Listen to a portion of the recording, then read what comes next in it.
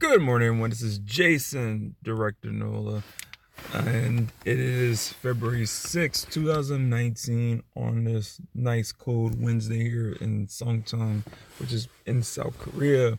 It is 5:14 a.m. and I wanted to jump on and do this quick video before I head off to the gym and try to get my fit dad bod on. All right, so real quick, I'm going to talk about this slideshow. It's 10 slides, and also at the end I will include the link where you can download the PDF copy of my presentation.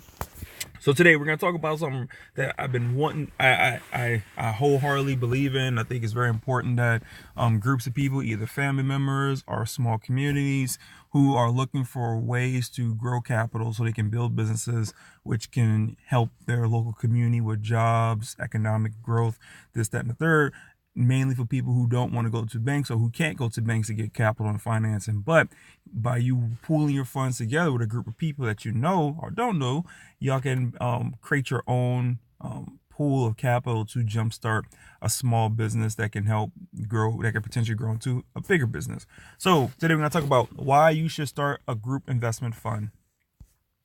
All right. First and foremost, it is our job now and our duty. Now, the way I look at it is, those of you who have kids like myself, I feel like a lot of people in society, not a lot, but a lot, like to think that it is somebody else's responsibility to give our children jobs. All right, as you see on the news, jobs are becoming more scarce, which is probably the media fear mongering. But when you take into account with AI technology coming into place, with robotics, and bigger companies like fast food chains are looking to use kiosks to replace human tellers to take orders from customers, and eventually it's going to even be robots working in the burger pits of McDonald's and Burger King and so forth. So what that's showing is corporations do not have our children best interests at heart. Point blank and simple. Corporations have their investors, their bottom line, their balance sheets. They have that at heart. So it is our duty as adults, parents, particularly us as parents, and those of you who are going to be parents in the future, or those of you who have nieces, nephews, little cousins or sisters and brothers, it is our responsibility to come up with a way to create jobs for our children. All right. Now, I talked about fast food because normally when you're in high school, those are what the jobs that you normally work when you're in high school. You work fast food jobs that make a little bit of extra money. And then ideally you either join the military, go to college, get a much more, traditional job, or you start your own business after high school, whatever works for you, or you get a trade. But while our children are in that middle school, high school age, they want extra money. They want to work. So why should we have them go to someone else's community, someone else's neighborhood, and look for a job? That makes no sense, especially when us as adults, if we are old enough, we're mature enough, we tell our kids all the time to teamwork and work together.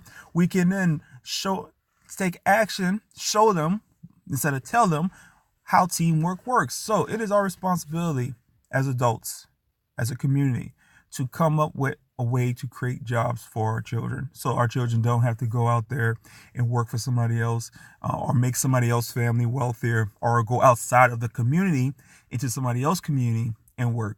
We should be creating opportunities within the community for our children, right? And then also, this would be for adults as well, but I'm starting with the children first because what the children is our future. So, and like I said, I'm going to provide the PDF slides on this so you can read each and every bullet more thorough later. But it pretty much talks about what I just said, we should create opportunities for our children first. We should benefit first financially from our children's talents and labor instead of other family-owned businesses. We should use this as a way to generate revenue to invest in our children's future. We need to learn and teach our children group economics. We need to stop thinking it's someone else's responsibility to take care of our family's future. We should learn to use and benefit from government support, not depend 100% on it. That's probably, that last bullet probably leads a whole nother video. If you're curious, comment below. Let's talk more about that. And as you see the quote from Dr. Claud Anderson, you need to build your own businesses and hire your own children. It is absolutely criminal to keep having babies and then sending them into somebody else's neighborhood to beg for a job. So We need to think like an immigrant. All right, what that means, Jason? Immigrants are hardworking. No matter what some people may say, but immigrants do come and they are hardworking. We need to look for and capture opportunities wherever you can find them. Work as a team, not an individual. That's the biggest thing with immigrants. When they come to America, they link up with other immigrants. They work as a team, and because they're working as a team, they're able to grow and move faster and progress a lot faster than a lot of us in America. Because why? We are complacent. And let me pause. Other countries is the same way, but I'm talking from America's point of view here, right? So you probably say, oh, they do the same thing in other countries. Immigrant, that's true.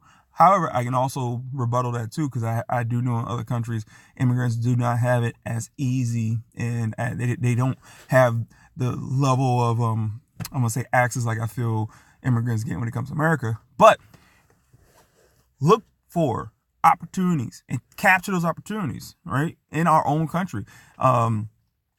Work as a team, not as an individual. It is important to work as a team. Wealth building is a team sport. Wealth building is not a me. It's not an I. It's a team activity. So we need to work as a team.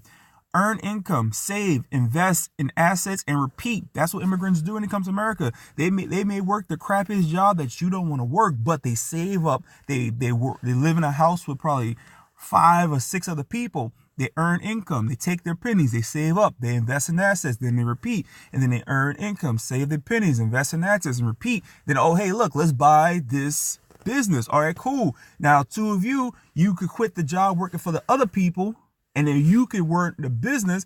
And then we're going to keep working these other jobs to earn more money, invest in that business. Then eventually all of us could come work in that business. And then we're going to keep on repeating the same cycle. Earn money, save, invest in assets, and repeat. That's what immigrants do. And now keep in mind, I am simplifying this.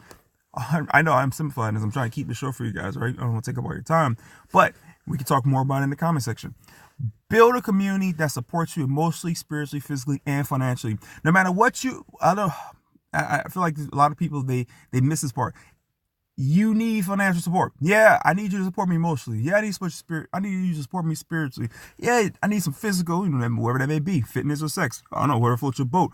But financially is important. No matter how you look at it. I can love you all day, but my love ain't gonna keep the bills on. Ain't gonna keep the lights on. You know what I'm saying? Financially, all those, we need to build a strong community with those things in there supporting. Because like I say, what?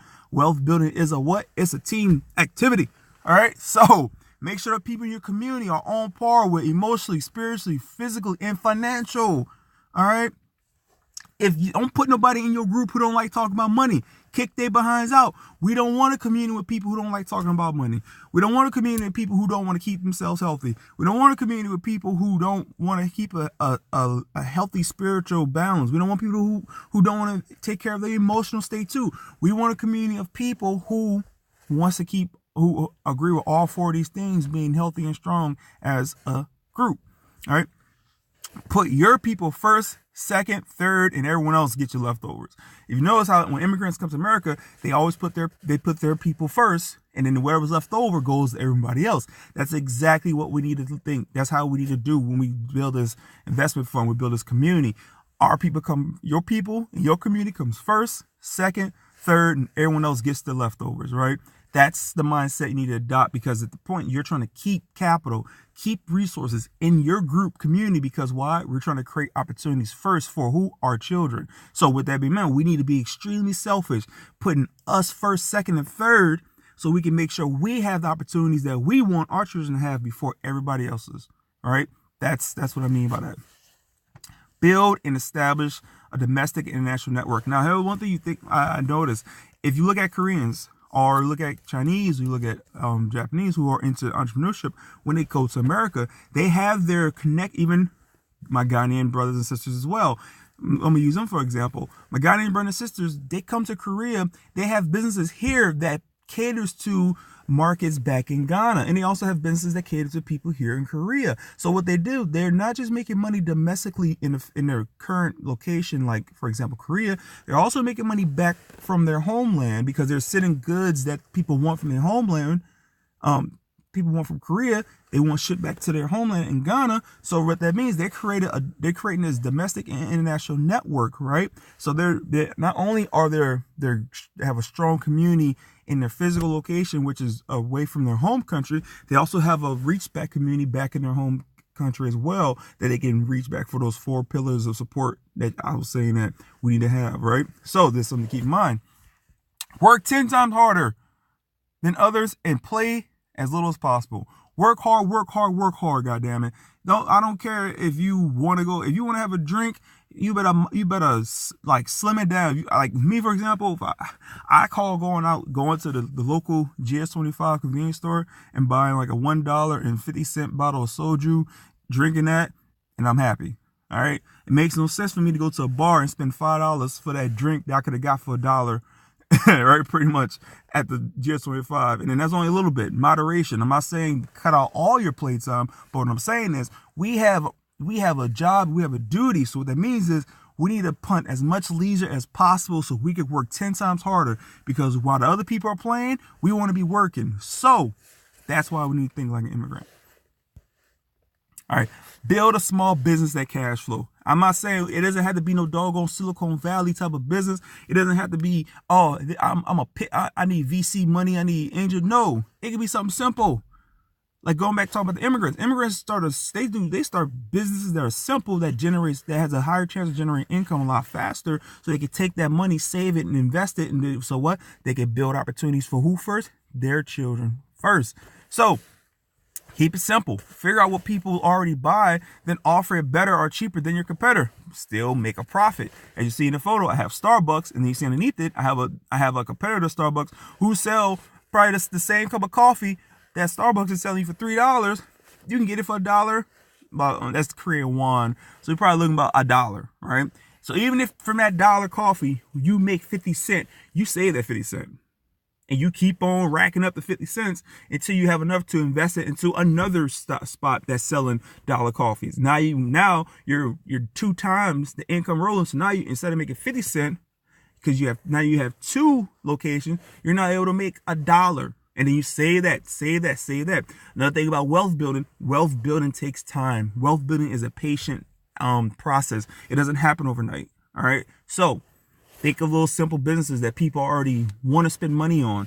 Figure out who they're buying it from. Figure out if you can be better or cheaper and still make a profit.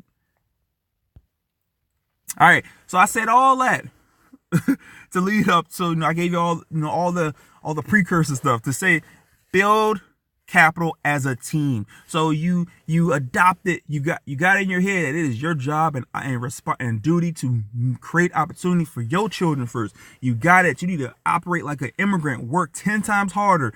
Save, invest, all this, that, and the third. You got it. Yes, we need to start a small business that just starts generating cash flow.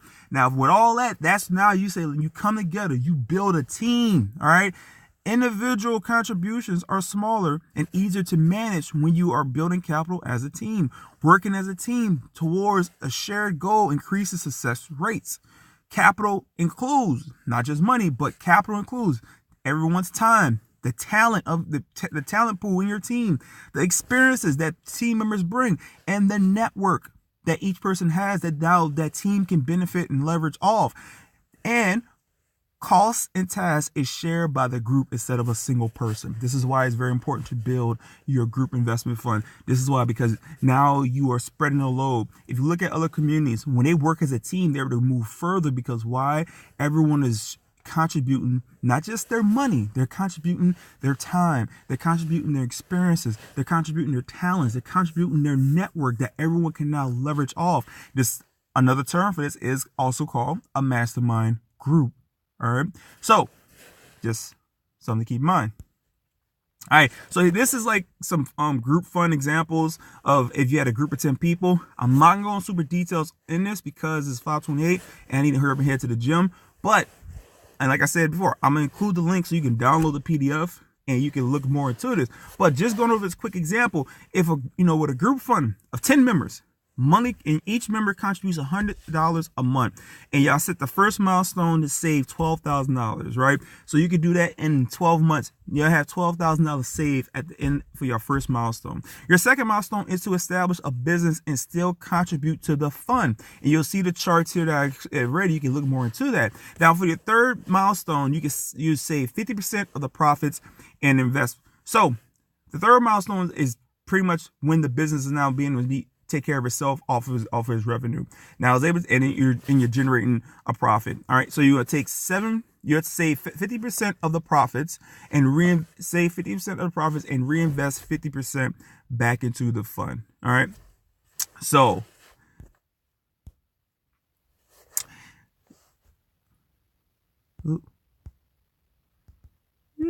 wait.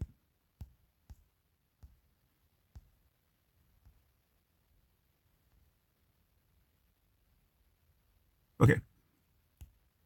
All right, so this breaks down the third milestone more by itself too, showing you like how if you save and reinvest like that, how much you have, right? And like I said, if you have questions, comment below. And then here's like a bar graph showing more, so you can get the gist of it. Now, like I said, milestone 1 is y'all coming together initially, you're saving your money up. Then milestone 2 is, okay, after y'all reach your goal, y'all start a simple business, like a little simple coffee stand or something like that.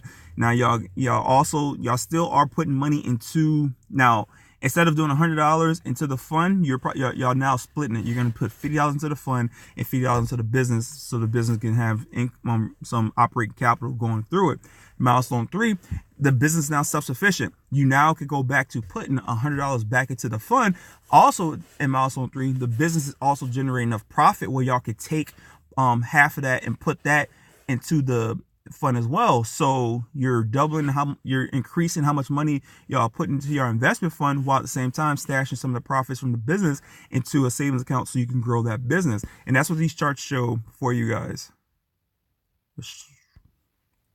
In closing, wealth building is a team sport. It takes time to build wealth. We must work together to provide some form of economic head start for our children's future while they are young. We must make sacrifices for them. We must create future options for our children. And that's all I have for you. If you want to contact me, my website right there. You can email me, and you can hit me on Twitter. Thank you for watching this video. Comment, subscribe, follow. It is now time for me to go to the gym because I need to invest in my physical, my health, right? Thank you for watching. Thank you for listening.